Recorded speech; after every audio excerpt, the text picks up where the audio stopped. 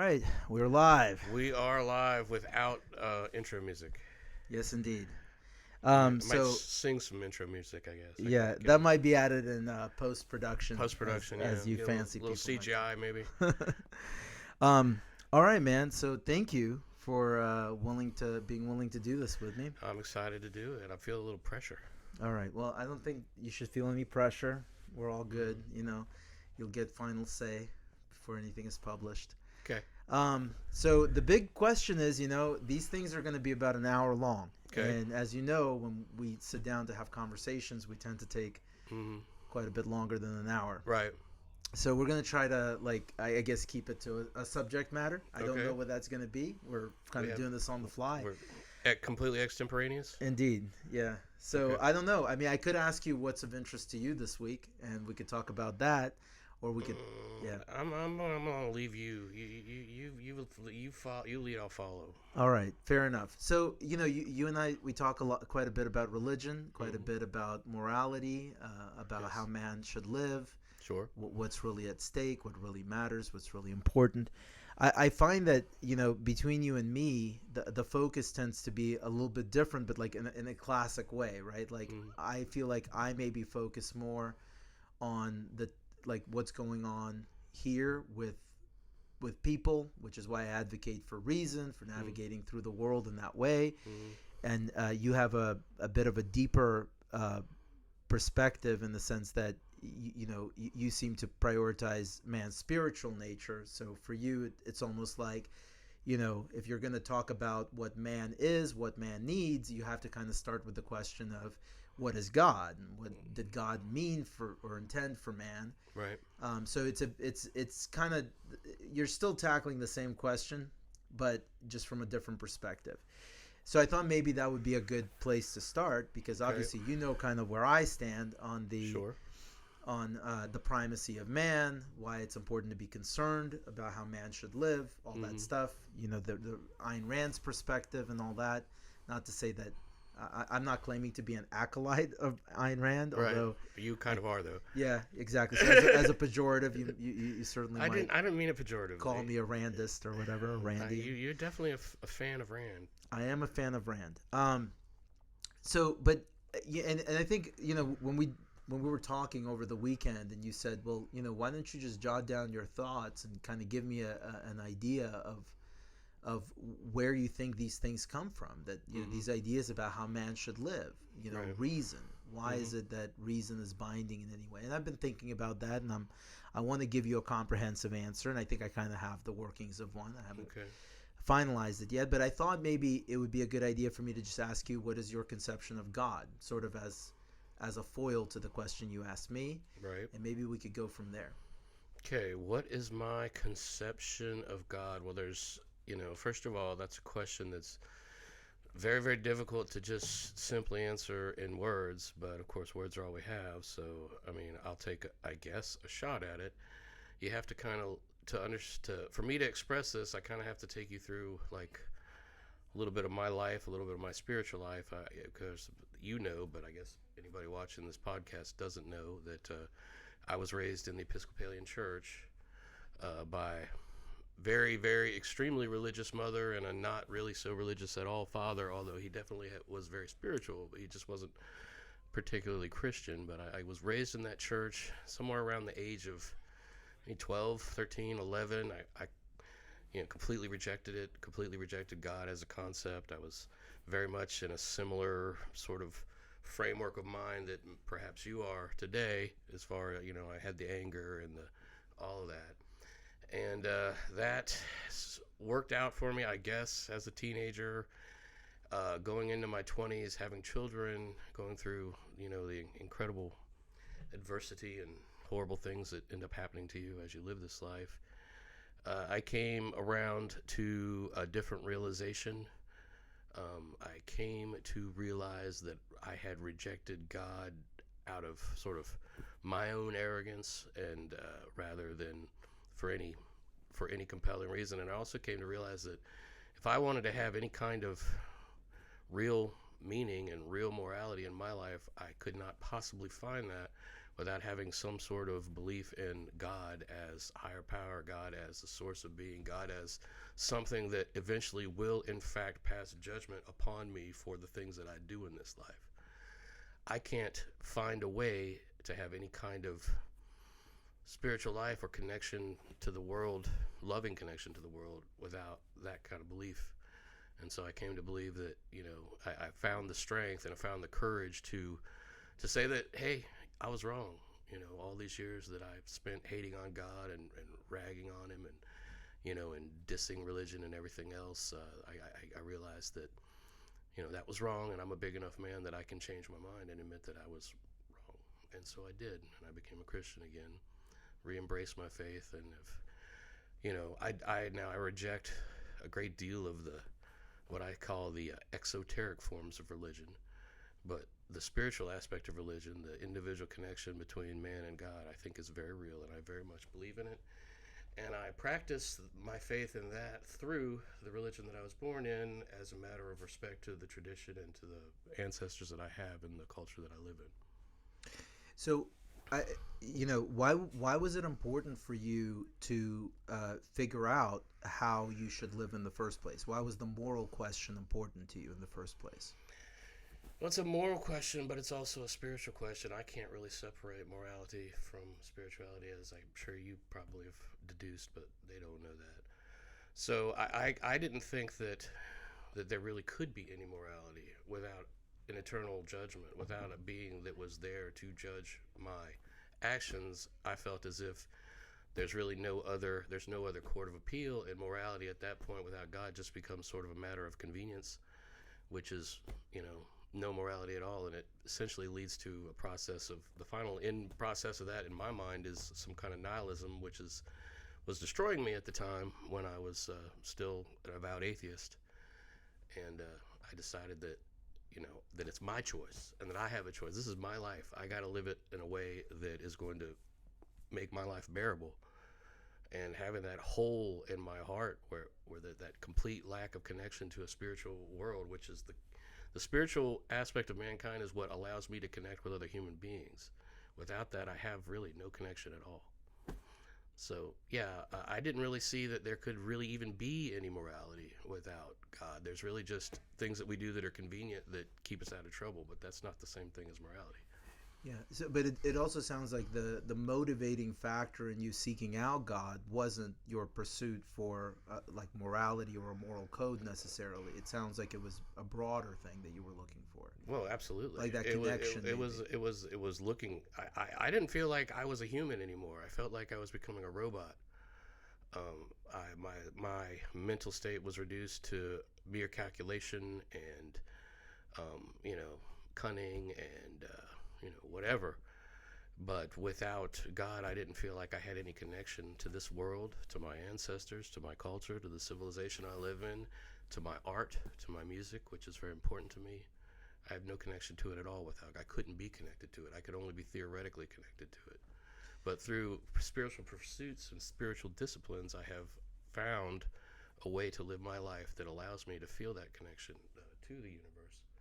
And that's important to me. I couldn't live without it.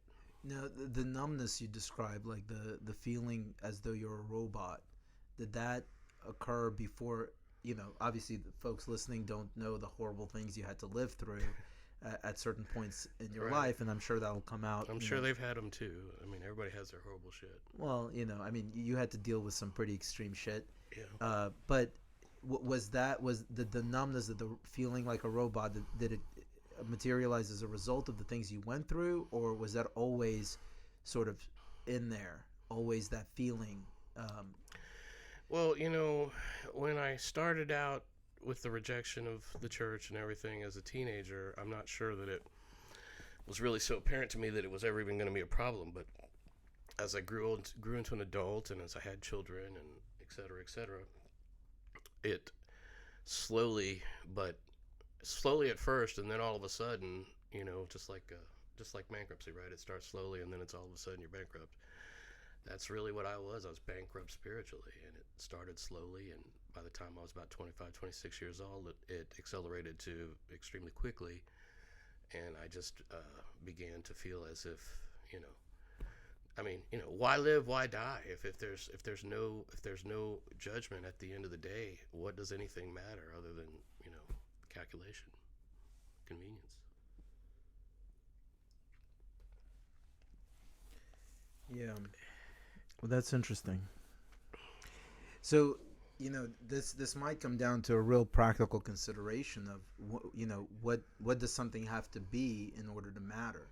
Does something have to have eternal existence or eternal significance for it to matter?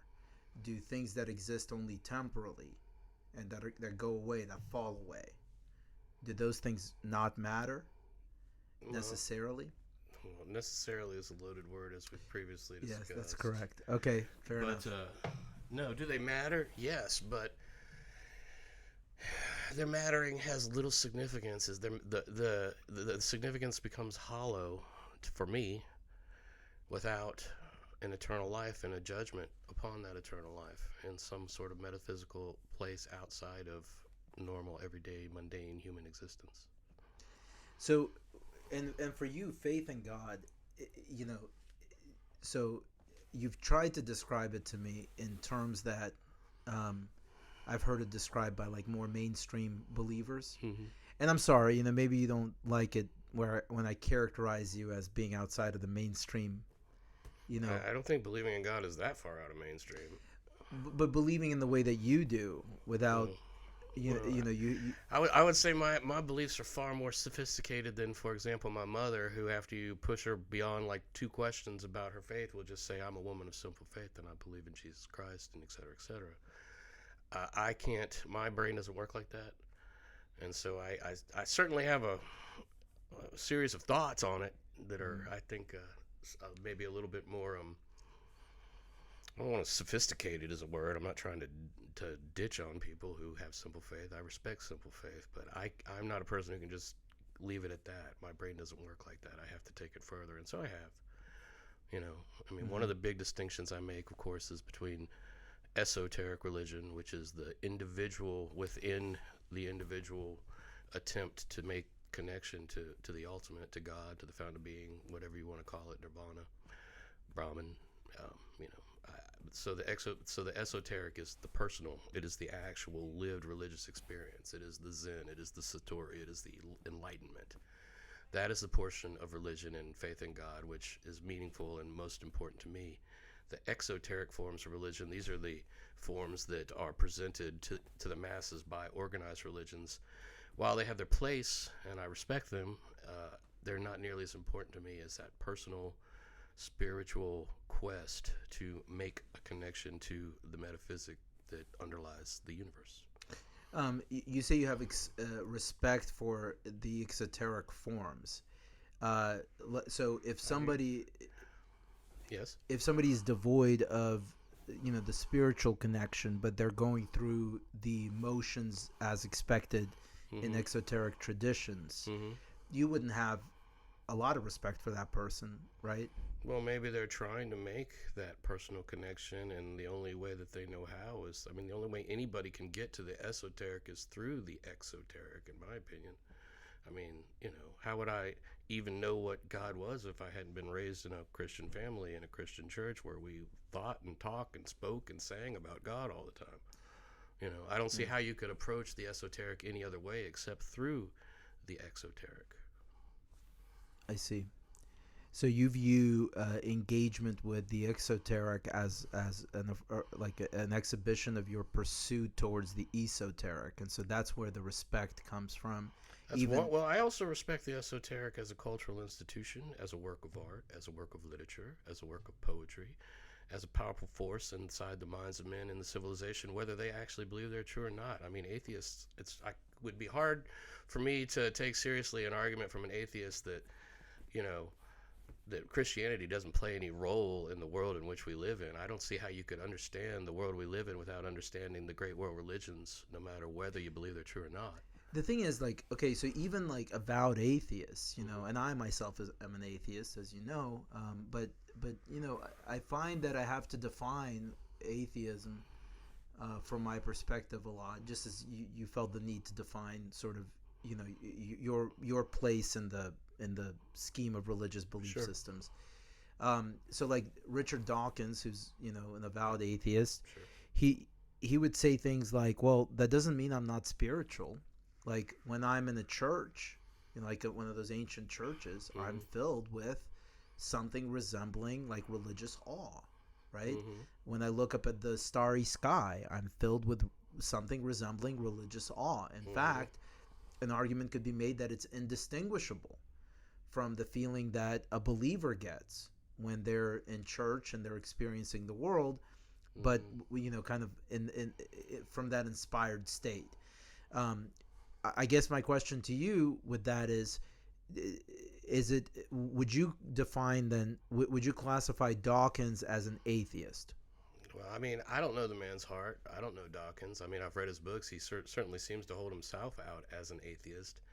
What is the distinction between the emotional connection that an atheist feels towards the work of art that is the liturgy and a great mass and a beautiful cathedral filled with priceless works of art, and someone who truly believes that Jesus Christ is the Lord and Savior and is feeling an emotional connection that way? I don't know how we could put that into. I don't even know how we could quantify that. I don't know how we could even reason about that. I have held to you many times that it's my opinion, and I believe this from my own experience, and I see it, that you can't really eliminate religion from the psychological process. What you can do is substitute objects of that religious feeling. So I've always said to you many times, whenever you kill God, you immediately put another God in his place, no matter who you are. That's a belief I have. That's an axiom that I hold to be true. Can't prove it, obviously, but I think that is correct. So, it's very easy, I think, for especially a highly intelligent, overly intelligent person like Mr. Dawkins and many others to say, look, Ration says I can't believe in God, but I go into church and I have this emotional feeling, and what's that difference? Well, what I say that is really what you've done is you've redirected the spiritual forces inside your body from religion to art, and you're feeling this basically the same emotions, but you've replaced art with God. That's what I think. Yeah, but that's interesting. So then do you feel that there's some kind of innate drive to some kind of longing for God, and if so, what is the longing for? Because God, the word, it's an amorphous word. It doesn't really have. It's right. A placeholder in a way, right? So what is it that we're actually longing for then, if that's the argument? So if we're longing for God, so we want that spiritual connection in order to be fulfilled. It sounds like what you're saying is that Dawkins may be seeking that out. He's just using alternative ways, but we're all ultimately after it. And understand, I'm not saying that he's doing this intentionally or anything. Right. I think this is a psychological process that occurs somewhere other than the rationalizing part of the brain. Well, this is consistent with what you're saying about religion and the primacy of religion in the person's life, right? Yeah. Like, so like you said, you delete one God, you replace it with another. Well, I mean, let me address what you're saying. So, okay. So I think, and obviously there's going to be individual variation within this human species, but I think the historical record of civilization as it's come down to us here in 2023 shows that there is an almost universal collective urge of mankind to hold on to a belief that I would describe as a metaphysic. Now, the metaphysic is not always God. For example, in the Buddhist religion, there's no God. There's a total unity of all non-existence that they call nirvana, which some early translators into the Western canon sort of equated with God, but that's not really the concept. The idea that I'm trying to express is I think that there is an internal drive, a psychological drive, a very much subconscious and probably biological drive within man to have a metaphysic, to hold on to a metaphysic, because without that, what you have is, to me, an empty universe full of randomness and absurdity and chaos. So, so is it that man has a longing for meaning, and that you don't feel that meaning can be achieved or realized without a metaphysic? I agree that meaning cannot be achieved, for me at least. I mean, I don't know. But is the longing for meaning, or is the longing specifically for a metaphysic? Well, I mean, metaphysics and meaning go together, man. Because you can't have meaning without a metaphysic. I think they're kind of like two sides of the same coin, right? Okay, so then, like, let's take Ayn Rand's metaphysic, because she expressly says, hey, there's a metaphysic to my philosophy, and that metaphysic is reality exists. The real world exists. Our mind is not tricking us. Well, there's not some devil sitting in our heads that's trying to deceive us. What we see, what we perceive with our senses, is what's really there, at least on the level that we're perceiving it. Well, I would say that you could make an argument that that's not a metaphysic at all. That's a description of the physical world saying it's real. Metaphysics is beyond the physical world. If to the extent that it's a metaphysic, it's an anti-metaphysic. It's saying this is the real world and there's nothing else here. Well, it may be an this is the real world, it's real, and there's nothing else here. You know, you can make an argument that that's a metaphysic. It doesn't really move me. Well, I understand. Yeah, so right, but it's also lower hanging fruit, arguably, in terms of being able to conceive of it, right? Like, so first of all, I would argue that it is a type of metaphysic. It may be an anti-metaphysic, as you put it, but it's certainly a type of metaphysic. It's saying that we can trust our senses. We can rely on them to reveal the world to us as it is. Well, I don't see that statement as reaching beyond the physical universe. I see that statement as being within physics, within the physical universe. It's embracing the physical universe as the metaphysic, as the basis for the metaphysic, rather than... Because for Rand, what she would say is that you're engaging in acts and flights of fancy, right? Well, see, and I would say that Rand's position on this point that you're hitting is really just kind of a circular argument. And I think other people have made that argument. Yeah. And it's circular in the sense that it doesn't really explain anything, right? And it claims a basis in metaphysics without actually stating anything outside of the physical universe to. But it sounds to me like what you're saying is that... You could say that she's trying to... the metaphysic is, if I take myself out of the universe, the only thing that's real is the real universe or something like that. But that's still a circular logic, in my opinion, and really it's not a persuasive argument, in my opinion. Yeah, but then it follows that in order to have any metaphysic at all, you have to rely on faith. Correct. There is no vehicle towards achieving any metaphysic without faith. I would agree with that statement. And faith requires you to abandon reason. Faith is the opposite of reason. Yes. Faith begins at the point where reason breaks down and can no longer operate.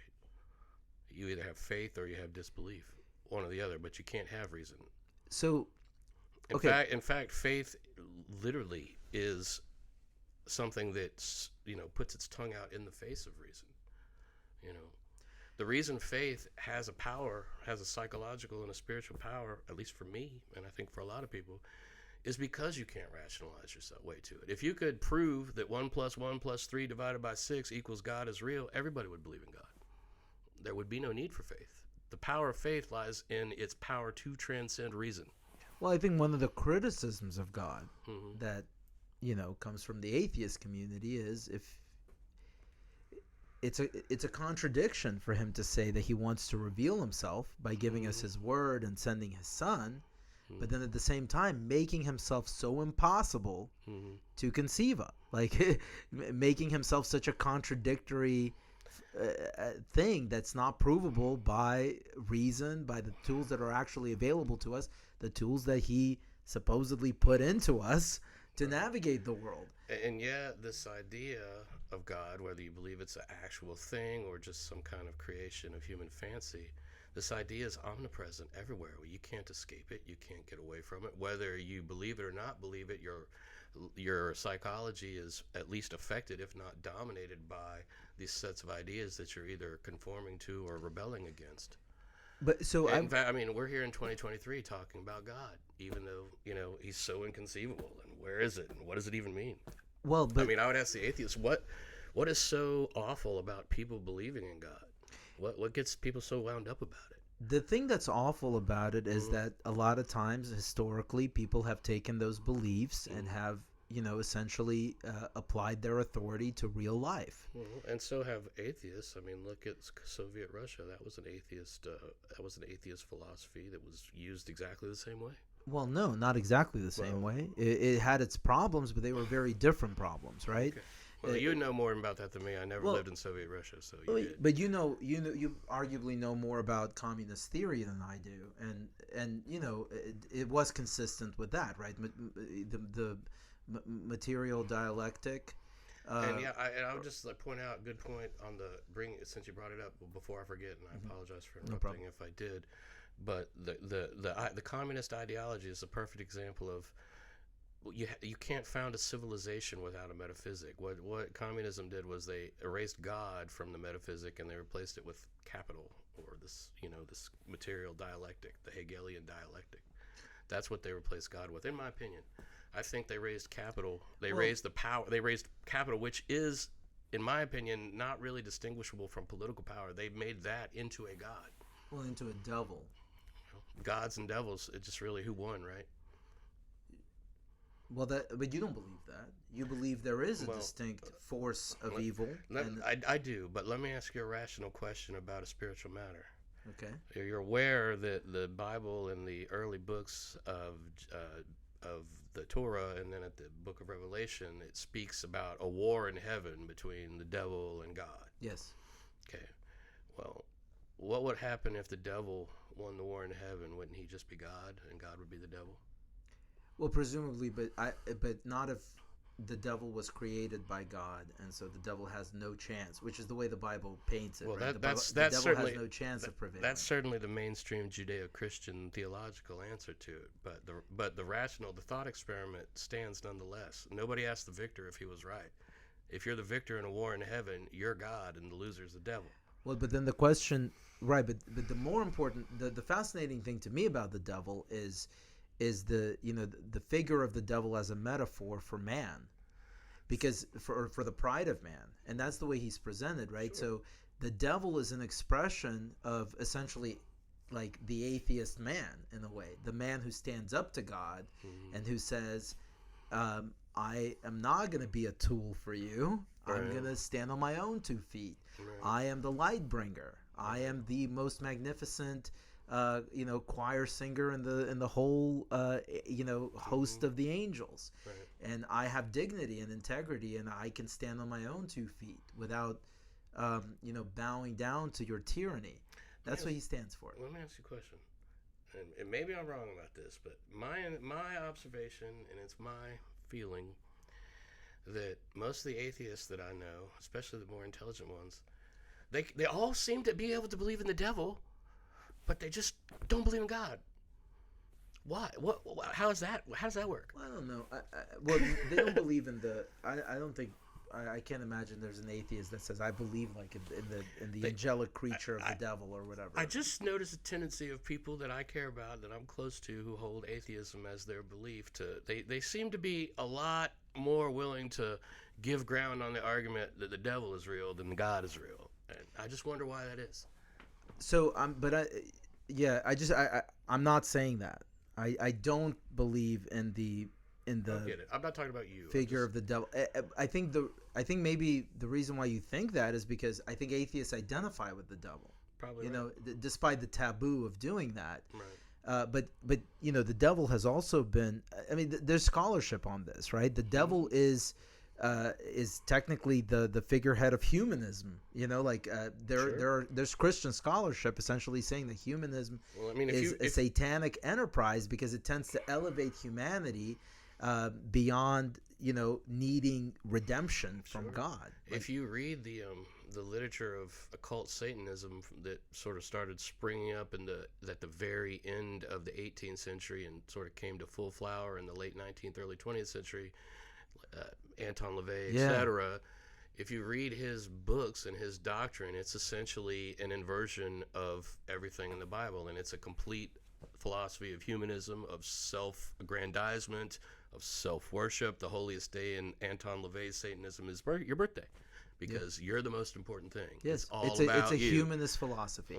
There's nothing satanic about LaVey except that he chose that Satan as a symbol to promote his version of humanism. I I mean, he does advocate for some stuff that I think that I know that you would be. He's very objectionable liberal to. in terms of his sexual practices. Is that what Yeah. you're referring to? Well, yeah, and I think he talks about. Doesn't he talk about human sacrifice and animal sacrifice and shit like that? I know Crowley did. I don't know necessarily about LeVay. Yeah, Crowley's interesting because with Crowley there's a lot of complications. I always go back to his mantra, do as thou wilt, and so I kind of elevate him as a libertarian figure.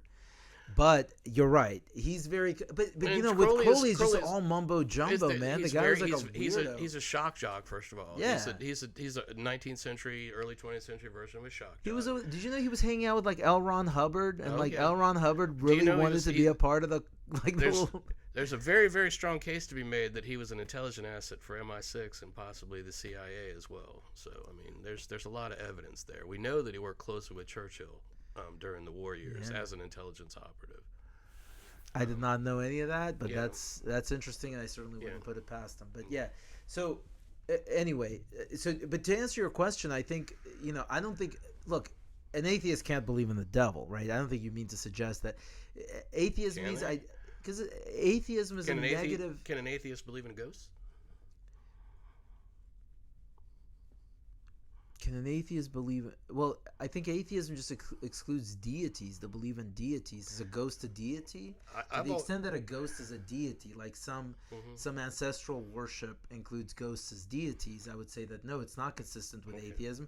It could be consistent with atheism to the extent that some argue that it's brainwaves. There's a scientific explanation for ghostaging. I don't know. Well, I mean, can an atheist? To me, the difference between an atheist and a person who is spiritual is a metaphysic. I think once you adopt a metaphysic, once you adopt a set of philosophical beliefs that cannot, by definition, be pinned down by reason in this universe, I think at that point you're some kind of believer. I mean, a lot of people be offended by that, but that is my opinion. No, I mean, I literally view that as the distinction between atheism and belief, that and faith. That's it. That is the distinction. But I view it more negatively, right? I view it as, well, yeah, you can make up whatever you want to make up and then believe in it as fervently as though it's real. You can do that, and then you can have a metaphysic. In fact, you can have anything you want. Anything you can imagine is yours. You want to believe in unicorns? You can. You want to believe in the flying spaghetti monster? You can. Everybody can believe in whatever they want. You can imagine whatever metaphysic you want. It just, for me, it doesn't add anything to the equation. You're still stuck on this earth with me, dealing with the same rules that I'm dealing with and trying to navigate life in the same way that I'm trying to navigate life. And so, I just don't know what it adds. And so that's always my demand of Christians is like, just explain to me how, as a practical matter, this adds anything. Well, for me, it adds meaning and depth and art, and really, it's really part of the essence of what it is to be a human being, is to have a spiritual connection to God. That's what it adds for me. Maybe not for you. Everybody's different, but that's my experience. Well, I mean, to me, I couldn't even tell you what it adds for me because I haven't had it. Even though I was raised in a religious, and there were times.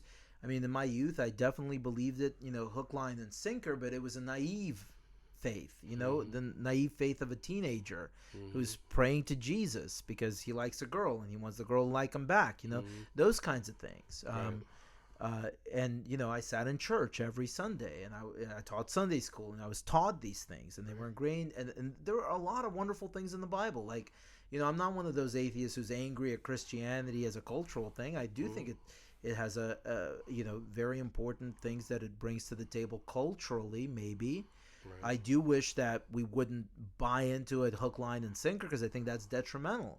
I think that one of the reasons why slavery was justified all those years was because of the Bible, because the Bible unambiguously says slavery is okay. To an atheist, slavery is never okay. It can't be okay because some other rules apply. You can't just make up these rules. The rules of life apply, the rules of life and death.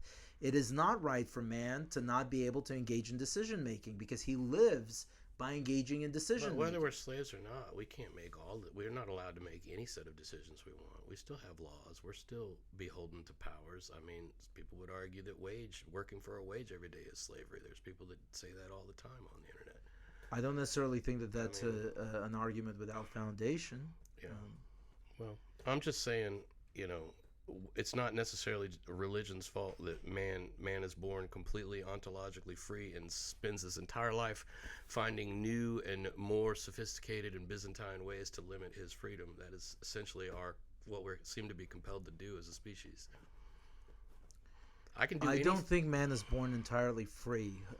I can do anything I want as long as I'm willing to accept the consequences of what I choose to do. But yes. We can't live like that together as a people, and we're driven, I think, as a group to find ways to limit this freedom. And what is slavery but the limitation of freedom on an extreme scale? I don't understand, but don't you think that the consequences of actions are the limitations on the freedom? There's a natural limitation on what you can do. If you want to fly, you can fly, like you said, so long as you deal with the consequences. Well, you're gonna die. Right. That's what's gonna happen. Well, maybe jumping off the building and having 30 seconds in free fall is more important to a person than continuing to live. And if you make obviously in some cases it is because people do it. Certainly, and if you make a decision rationally to do that, because you do a balancing test of the values, the Venn diagram that you hate so much, I would say that that's probably a right decision. But I don't know how else to evaluate that decision. You're going to evaluate that decision based on the facts that are in evidence. And the facts that are in evidence don't include things that you imagine.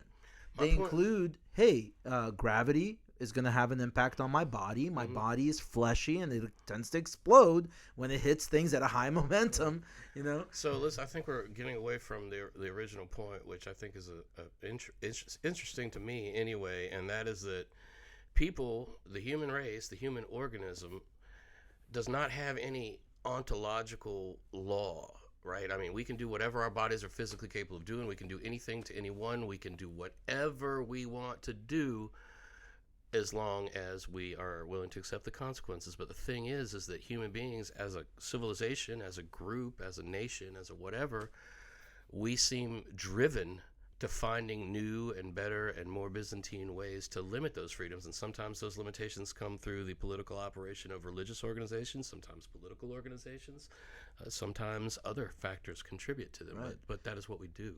Well, ideologically, I'm an anarchist, maybe for that reason, because I don't think, but ideologically, I'm nonviolent. I have to make that very clear, because sometimes, a lot of times anarchy is associated with, violence. Well, without law, who's to stop? I mean, even if you're the nonviolent anarchist, then nothing would stop the violent anarchist from blowing you up. What do you mean nothing would stop them? I could stop them. Well, you could try. Well, I have primary responsibility for my own safety. Right. I'm just saying anarchy defined as a state without government or law or binding law, right? I mean, correct. That's what it is, right? Yes, exactly. The abolition of states. Even if there are going to be some nonviolent anarchists, there's going to be others who are violent. I mean, any periods in human history where we have examples of near or maybe even total anarchy, they're generally characterized by extreme violence. Well, that's because the instances we have are of violent anarchists lashing out against the system that seeks to enslave them. I mean, you got Yugoslavia in the 90s. I mean, I haven't looked into that example. Anarchy. You've used that. You got Afghanistan in the early 90s after the Soviet Union left. That's another point of near pure anarchy. So let me say this. My ideas about anarchy are the closest that I get to faith. Okay, they're fancy. I will admit. But the problem is that authority has to find its justification somewhere. And so the anarchist perspective is essentially saying, like, look, okay, if you have authority over me to force me to behave a certain way, prove that you have it. Prove it legitimately. Don't prove it just because you're a bully and you have bigger guns. That's not a legitimate. Now, you would argue that is the only legitimate way to show your authority, is through power, through this expression of force. Well, to me, that runs contrary to my understanding of what man is, because man is not powerful by virtue of his muscles. Any chimpanzee can take us apart, literally limb by limb. That's not where our strengths lie. Our strengths lie in the brilliance of our minds.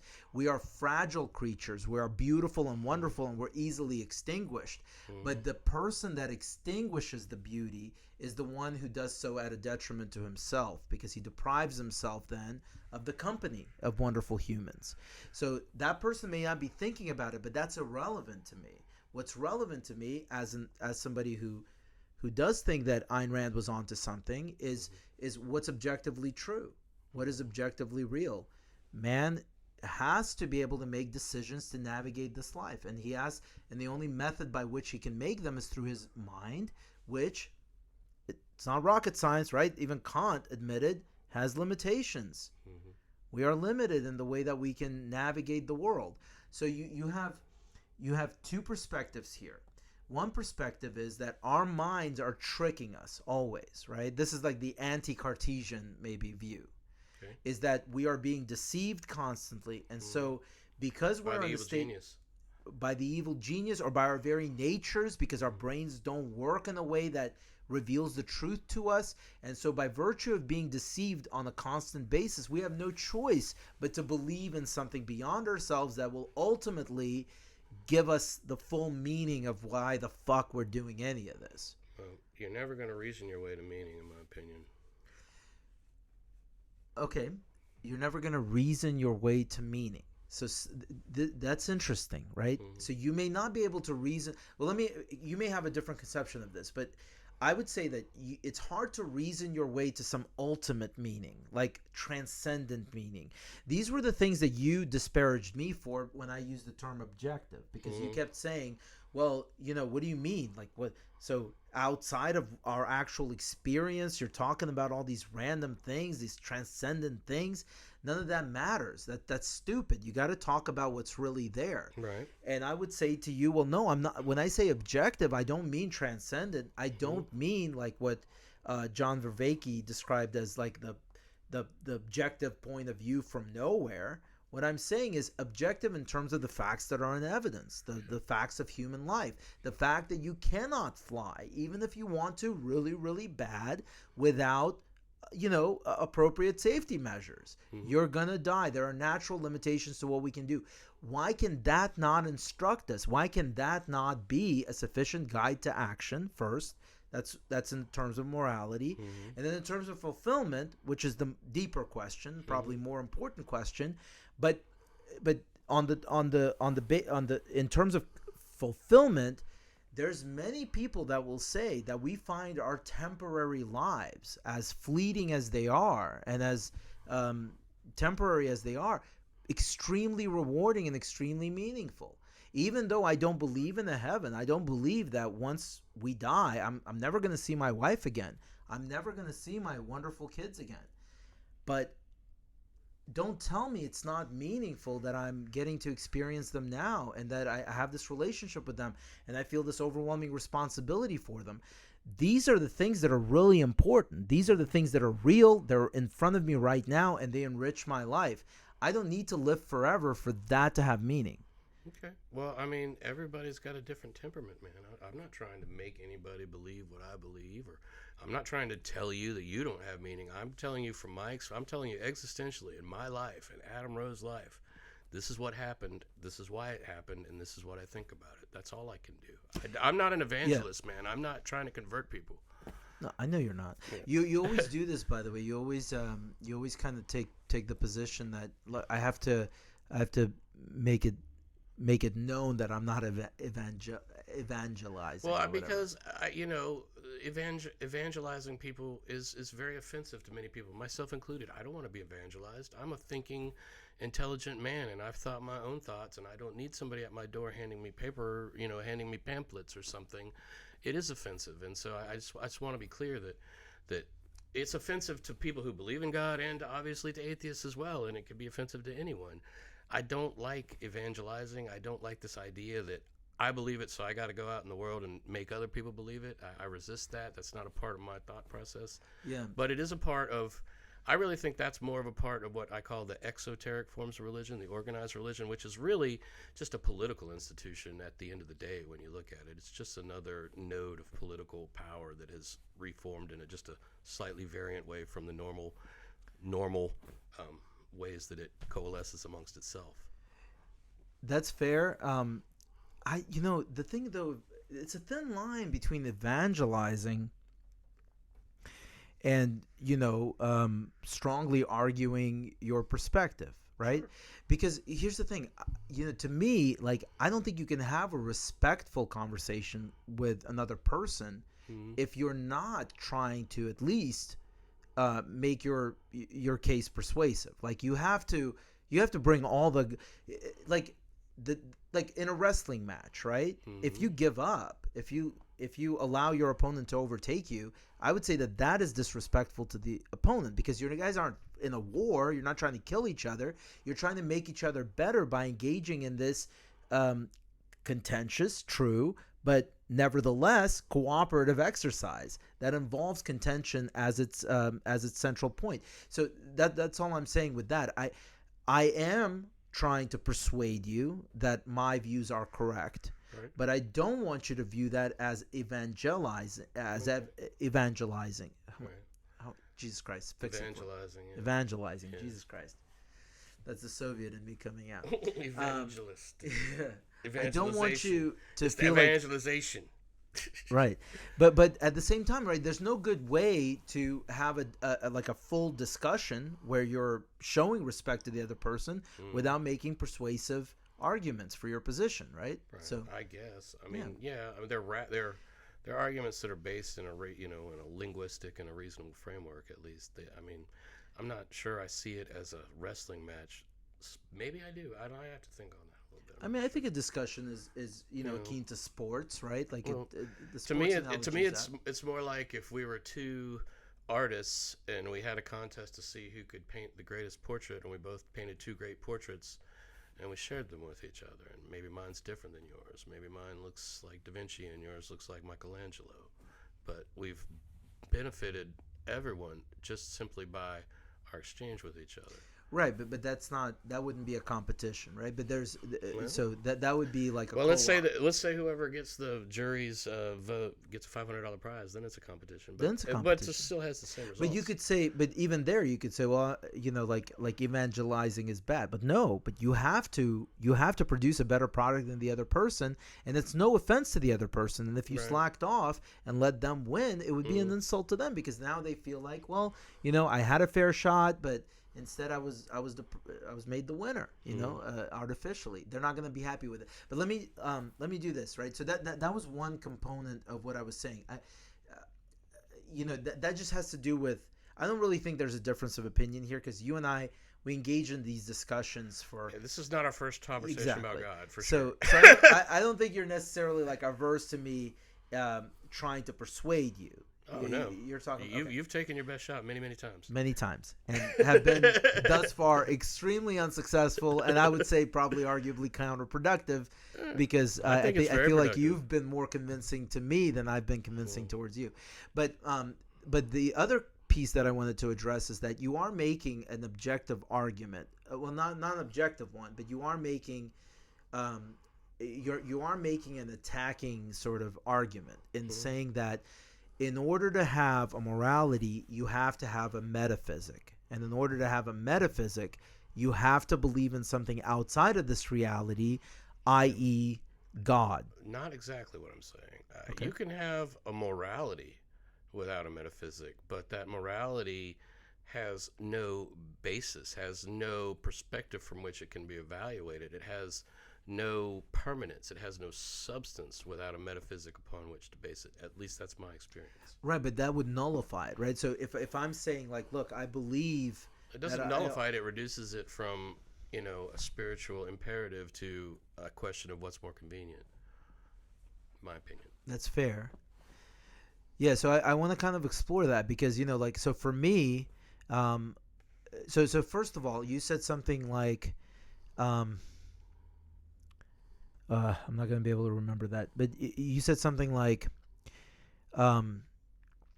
morality, it doesn't. There's nothing to judge it against. There's nothing to. Right. There's no frame of reference for No. a moral code No. in the absence of a metaphysic. But what about and this is what I've been dying to kind of. I feel like I've asked you this before, but maybe not in this. But what about life and death? There's nothing more primal that man has to deal with than life and death. You're alive, and then you know what it feels like to be dead because you go to sleep, right? And you know what non-existence feels like. And we have this drive to avoid that. We don't want to not exist. Well, we have a life drive and a death drive, in my opinion. I kind of piggyback on Freud for that one. You think we have like a drive towards death? We have a drive towards life and a drive towards death, and that's not my original idea. That's something that Freud explored about 100 years ago. But you believe it? I think he's more or less correct, yes. This is maybe. Are you able to explain the drive to death bit from Freud? See this? This is a manifestation of my drive toward death. That Scotch, manifestation of my drive toward death. So coping with life is a manifestation of I believe, following Freud, that there are subconscious drives that originate really in the lower brain and the lizard brain. I believe there's a drive towards life, towards procreation. I believe the drive towards life includes, for me at least, a drive towards spirituality and towards religion. And there's a drive towards death, a drive towards hedonism, a drive towards drunkenness, a drive towards wantonness, a drive towards unhealthy behavior, a drive towards gluttony, a drive towards all the 7 deadly sins. I think we're constantly pulled in opposite directions on a subconscious level in our mind. Freud said more, I don't know if he put it like that. I don't want to fucking put myself in Freud's place, but I think his work in the 20s and 30s set forth that proposition and explored it in psychological and psychoanalytical terms.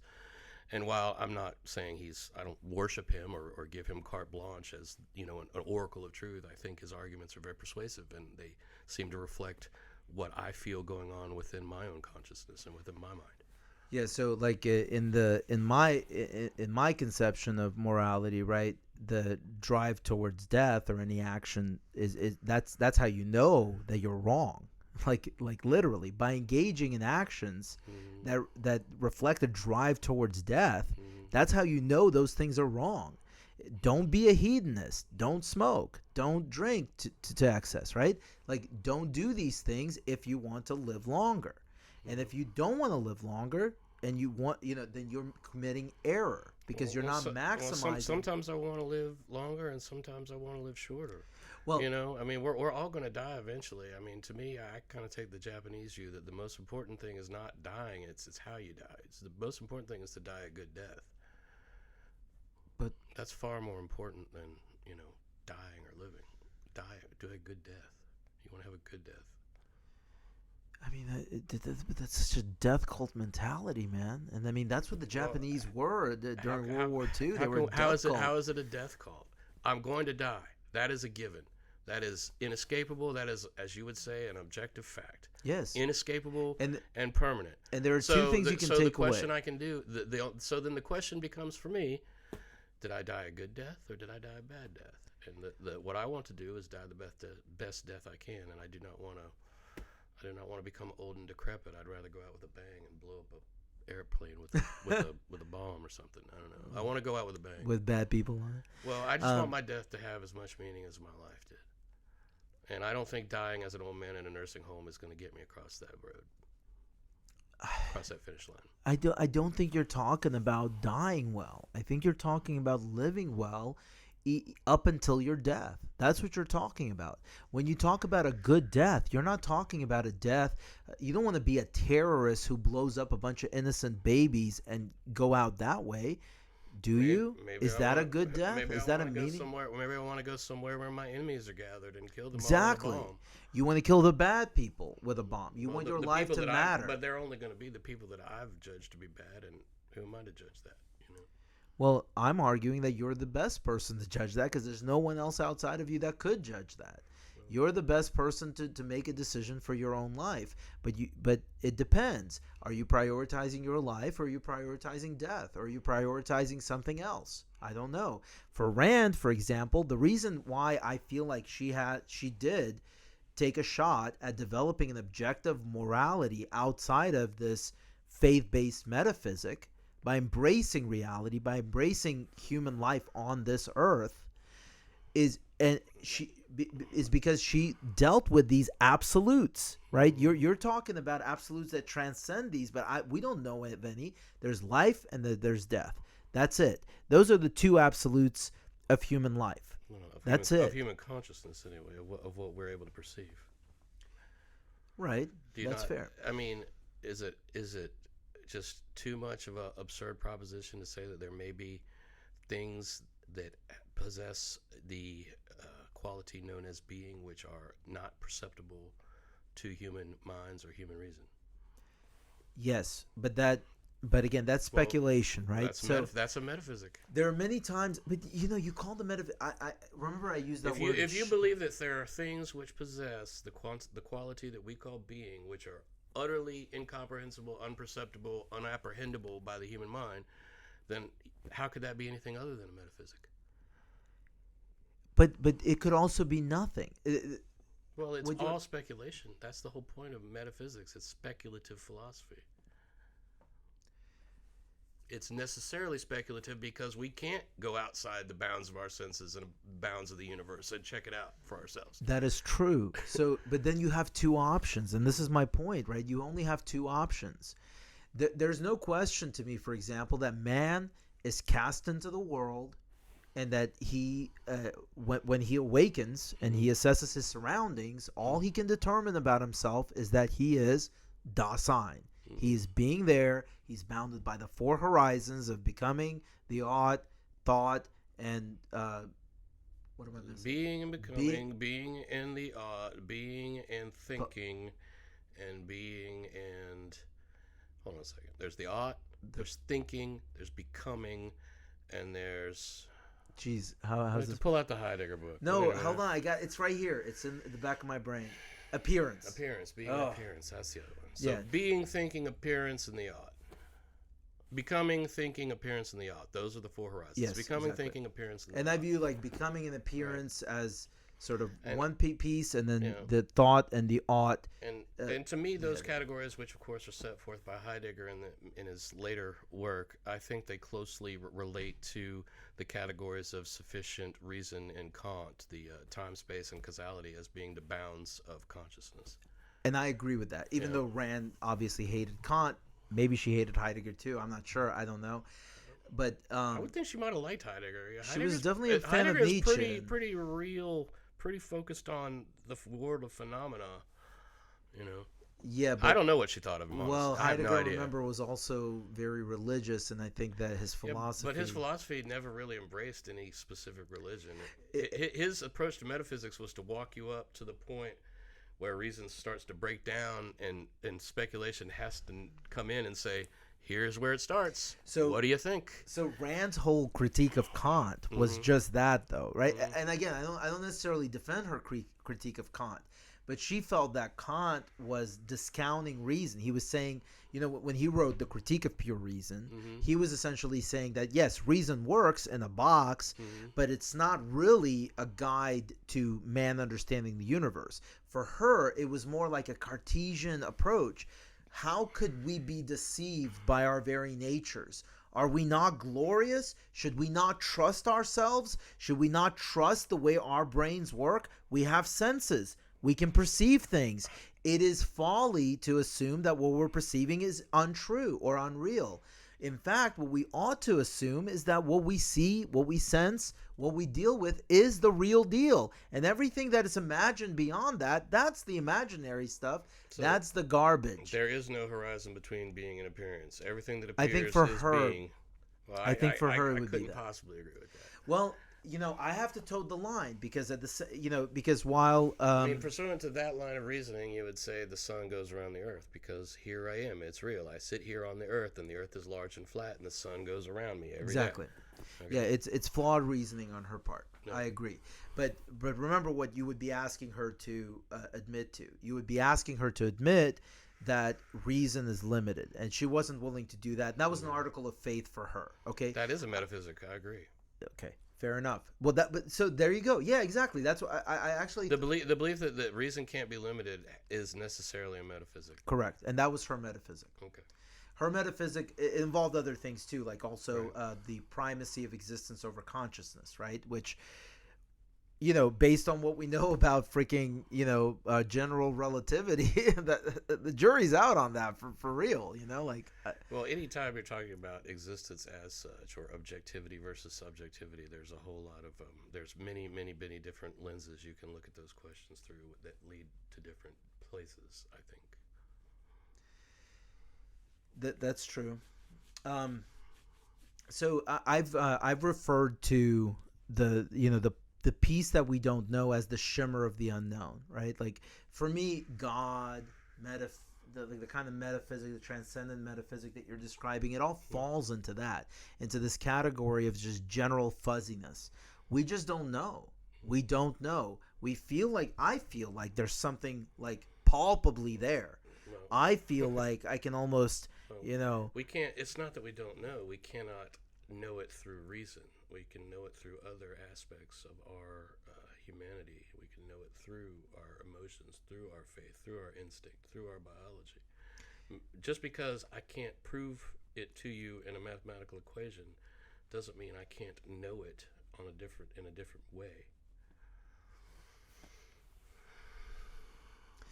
So is your argument are you arguing here then that I know it too? I just and this the sense that I have of the sort of divide between the known and the unknown, that is my feeling, that there is something there, that there might be God or might be something, might be a metaphysic, a transcendent metaphysic, that I'm actually validating your argument here by saying what I'm saying. I'm not sure. I think I'm a little bit lost as to where we were going with this, but yeah, I just the big thing is, of course, there are many question marks about what's going. We don't know everything. We know this. We like the point you just made about the sun, right? Like from a certain vantage point, the rational thing to do is to assume that the sun behaves in a way that the sun does not behave. Right. Absolutely. I mean, there couldn't be any other rational explanation until the invention of the lens and the telescope in the 1600s or whatever. There's like a kid's book. It's called Zoom, and like you start out with like like a close-up picture, and then you zoom out page after page, and like it turns out like the very first image of like the kids playing in the yard was actually like a picture on a stamp on an envelope, so not real. Right. But you don't know that looking at the first picture. You zoom out, and eventually you get a very different picture. Like everything is just like a thing on the head of a needle or something. And that's something I've described. I've used that analogy, the lens or the microscope analogy, a lot. I mean, you can look at the world, objective reality, to use a loaded word or whatever you want to call it. You can look at it through the lens of reason, and you get one set of results. You can look at it through the lens of emotion, and you get a whole different set of data and results. You can look at it at least I can look at it through the lens of spirituality and be led in a completely different direction and receive different data. So there's different ways of knowing things depending on what framework you observe them through, and we're capable of looking at anything, being itself, or anything that possesses being, through these different aspects of our psychology and these different aspects of our humanity. And I think that I believe that they're equally important. I believe that what I see when I look at this world through the lens of reason is just as important as what I see when I look at it through the lens of emotion, or through the lens of art, or through the lens of spirituality. But the lens of reason is the only one that allows you that allows things to cohere. I disagree. Well, you can't coherently. You've said this before yourself, that you can't coherently describe to me the state of your emotions, or or what. Nobody can. I mean, but that's my point. The whole history of human poetry is people trying to put their emotions into words. Correct. And you can't ever really get there. I mean, you can come close. Some of the great poets, the greatest poets, are the ones that come closest, but they're only coming close. But A is something where we can find common ground, and we can have a coherent discussion about things, about how things work, about wrong and right. And I can look at the world through A as A, and I can look at the world through, love, and I can look at the world through hate, and I can look at the world through God, and I can look at the world through whatever other perspectives there are available to me. But all these other those other perspectives, they're not communicable. This is my issue, right? No, I think that a human being understands when another human being is in love. I mean, maybe we can't put the words, maybe we can't perfectly describe it with the limitations of our language, but I think I understand when I see another human and I see that they're in love. I think I feel that intuitively and instinctively. And I think it's communicated that way on an instinctive level and on a physical level. Some things are, for sure. Okay. But again, man, like, okay. I guess what I'm saying is that let me ask you this. Yeah. Do you think that you can get knowledge through anything other than reason? Do you think knowledge, so you don't think that your emotions, you receive any kind of knowledge from the emotions that you feel? Well, knowledge. Because I really do. I really feel like the emotions that I feel are a source of knowledge that I use in my attempt to live my life in this world. Yeah, I mean, I don't know. Knowledge is a weird word. My emotions inform my values, but my emotions inform my values. They inform what's important to me. Is that knowledge? I guess, it's knowledge. Usually of the the word self. inform, that sort of implies information, which sort of correlates to knowledge. To knowledge, right. So I guess it is a form of knowledge. It's knowing yourself, but it's not objective. Well, it's not objective knowledge. It's not knowledge that can be easily exchanged. Well, where do you really draw the line between the objective and the subjective? I mean, aren't those lines arbitrary, and aren't those lines also basically They're definitely not arbitrary. They're basically a metaphysic, right? I mean, you can't prove them. Well, they're not arbitrary. No, well, they're unprovable though. But coherence is coherence is the element that's necessary. You can look at it through the Cartesian lens and say, yes, the subject and the object, the body and the spirit. I think, therefore I am. Right. Or you could look at it from the Buddhist perspective, where really all there is a gigantic stream of consciousness that bumps up against each other in its individual manifestations. Okay, but both of those theories may be. Neither of them can be proven, and both of them can be apprehended by human consciousness. You can conceive the idea that there is no inside or outside. There's just pure consciousness, just nodes of consciousness all flowing together in some kind of river of consciousness. Or you can take the Cartesian view that there's an objective world and a subjective world. And those two philosophies lead to radically different insights and ideas, both sets of which ideas and insights are important, and which I find useful. But the philosophies themselves, so knowledge is a weird word, right? Because there's different kinds of knowledge. So like a theory is not a fact. A theory is something that ties all the facts together and then advances some kind of idea based on that information. It's a hypothesis. Yeah, generally seen through the lens of reason, though. Well, in philosophy we have that too, right? Mm-hmm. So it's not a scientific theory, but Descartes definitely forwarded a theory, and it was based on the facts that he thought were in evidence, whether they were rational facts or material facts. He based his ideas on the facts that were in evidence. That's the rational component. Descartes was also a Christian, man. Yes, he was. And he divided the world most fundamentally based on the Christian metaphysic of body and soul. And that's where his philosophy ran into problems, right? Because he was content to strip everything down to that fundamental question, but then when the rubber actually met the road, he just caved and said, well, God is real, he's not going to deceive me, so the objects of my senses must be real. Like that was an assumption. It was also a matter of faith, the same kind of leap of faith that Ayn Rand admittedly took. I'm trying to walk a fine line here. I am okay with there being the unknown. What I'm not okay with is people making decisions based on something that is unknown or something that is incoherent, because we have to have respect for each other. We have to have love for each other.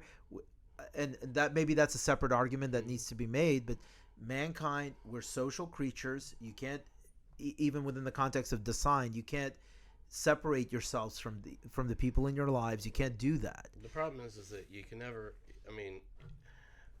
have perfect knowledge of anything. Right. We can have adequate knowledge, and we can probably in many cases approach a perfect knowledge of various subjects through reason. But at the end of the day, there's always you can never completely eliminate the risk of the absurd. You can never eliminate the seed of disorder in all thinking and all doing and all existing. Because it's fucking there, of course. I mean, so like, okay, it's like Descartes started out with: there could be an evil genius that's here to deceive me, and 2 + 2 really is 5, and I've just had the wool pulled over my eyes. And Rand says, "Well, that's absurd. We're here. We're the great thinkers. We're so good." Da da da da da. And what I say is, have you ever been deceived before? No matter how great you are, every great man has been deceived, has had the wool pulled over, everyone. It happens to us all the time. How many times in your life have you realized that something that you thought for all this time and you were so sure of was completely false? Right. I have many times. Of course. Yeah.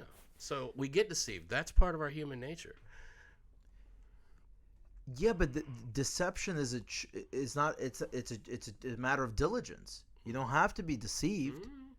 You don't know you're deceived until you figure it out. Not always.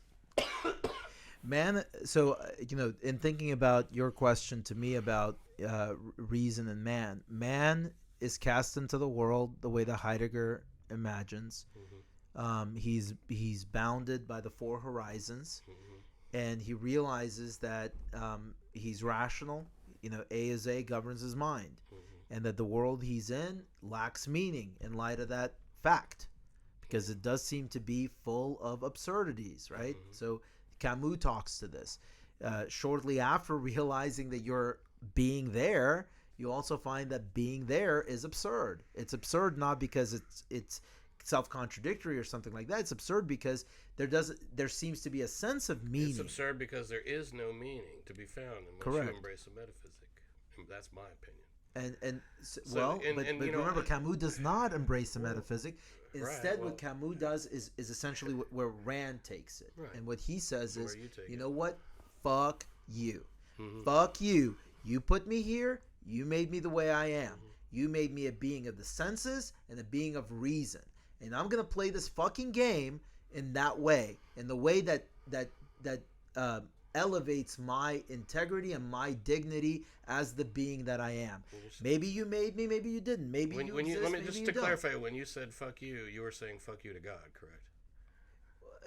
To something that you don't believe in as an atheist. That's correct. Well, okay. Yes, the assertion was against is that not inherently an absurd thing to do? To say fuck you to something that you don't believe in? No, because it's not absurd. What is the rational basis for an atheist to say "fuck you" to God?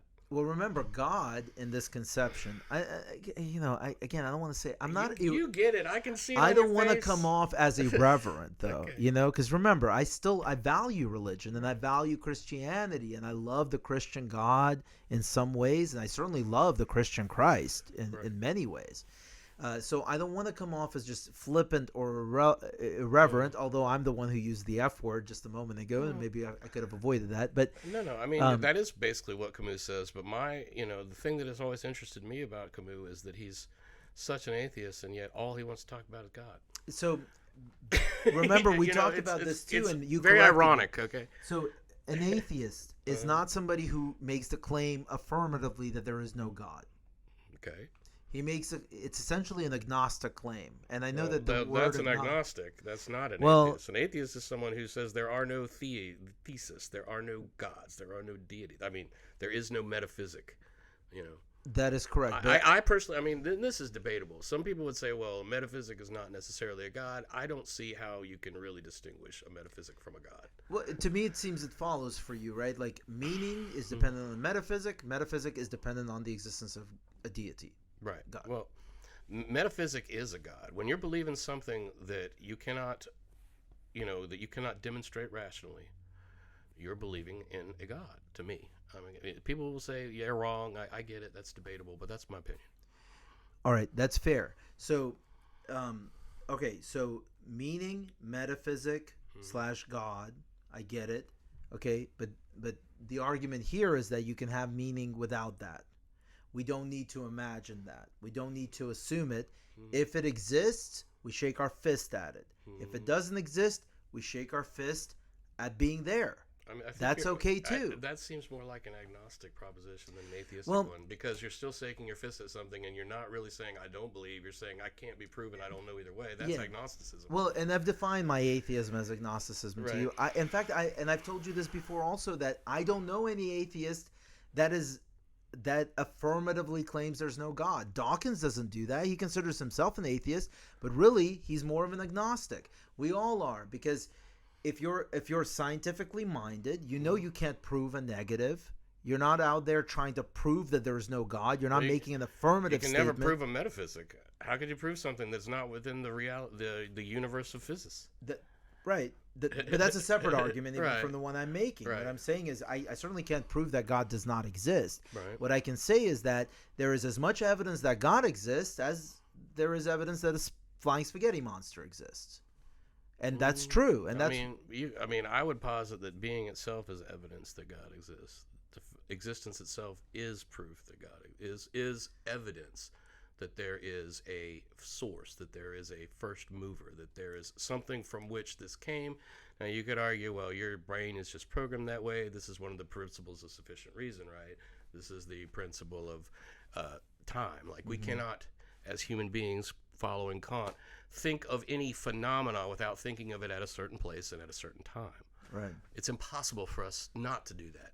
Maybe that is the source of metaphysics. Maybe that is the source of human religion. But, what is what it is, man. Did you ever see the movie Prometheus? It was the sequel to the Aliens movies. I saw the first two Aliens. I don't think I've seen Prometheus. So. Prometheus was the more recently. Yeah, I don't think I have. No. But one of the premises or whatever is that aliens came to Earth before there was human life and seeded life on Earth. Right. So we were created by these beings that are far more advanced and powerful than we are, but certainly not gods in any sense of the word. They're not omniscient. They're not omnipotent. They don't control the universe. They didn't create the universe. They just seeded life. They created us. Quick question for you. Where, in that instance, in that situation, let's say tomorrow we discovered that human life was seeded by some superior race of aliens, okay? Where do our allegiances lie at that point? Are those folks our gods, or are we still then struggling to find or struggling to identify a metaphysic? I mean, for me, I would still absolutely have to have a metaphysic, because these aliens are some kind of biological creatures that are existing within the universe of physics. So you're going to want to know who created the creator.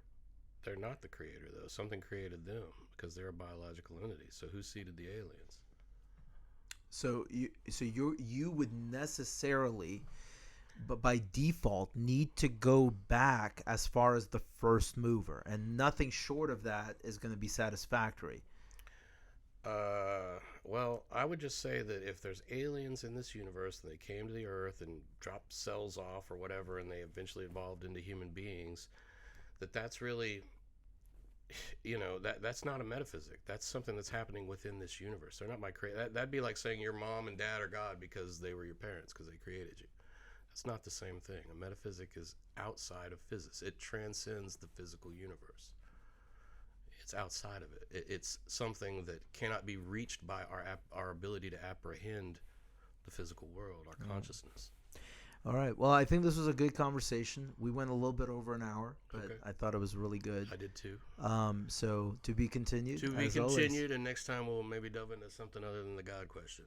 Well, hopefully we'll just continue discussing the God questions, just take different forms. Because I was feeling we like need to this flip may this be recorder on, like when we just sit here and shoot the shit in your office, because man, we would get some great ones just doing those. Yeah, for sure. Well, hopefully it'll materialize this way too. All right. All right. Take care, everybody. Nice to Peace. see you guys. Peace out.